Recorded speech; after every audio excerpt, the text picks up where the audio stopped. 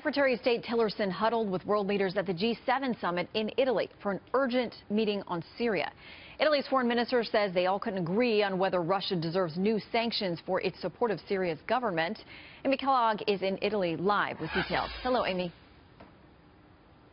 Hi, Shannon. Well, it was Britain's Foreign Secretary Boris Johnson who was really pushing for those sanctions.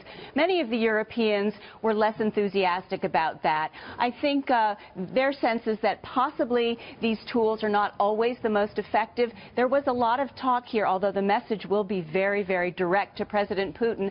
There was talk of switching from a punitive tone to one of actually pushing to bring Russia into the fold, trying to show Russia that, in fact, we understand that it can be a very critical player in trying to bring about a solution ultimately to Syria. Also, that Russia's doing itself great damage by aligning itself with a dictator, someone who uses chemical weapons on his own people, and someone who, frankly, is not holding up its end of enforcing the chemical weapons deal.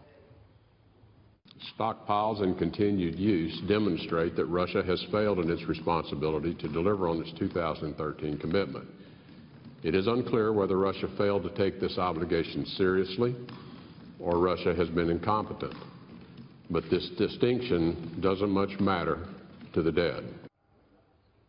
One thing that the G7 foreign ministers were really in lockstep about here was the fact that that horrific chemical weapon attack in Syria last week, followed by the U.S. decision to launch missile strikes several days later, has really created a window of opportunity to ratchet up the pressure on Russian President Vladimir Putin and try to come up with some sort of solution to the situation in Syria. And for that reason, the Italian Foreign Minister, Angelino Alfano, who's the host of this G7 summit, really scrambled in the 11th hour to bring a group of like-minded, as they're being called, countries from the Middle East, Arab countries primarily, and Turkey, to try to really make the consensus much greater on what to do about Syria. But it's important to point out that an overall strategy remains somewhat elusive here, but the Europeans, generally speaking, although they want a hard line on Russia, they want not to back Russia into a corner in order to mitigate any chances of having a working relationship down the line, Shannon. All right, Amy Kellogg live from Italy. Thank you.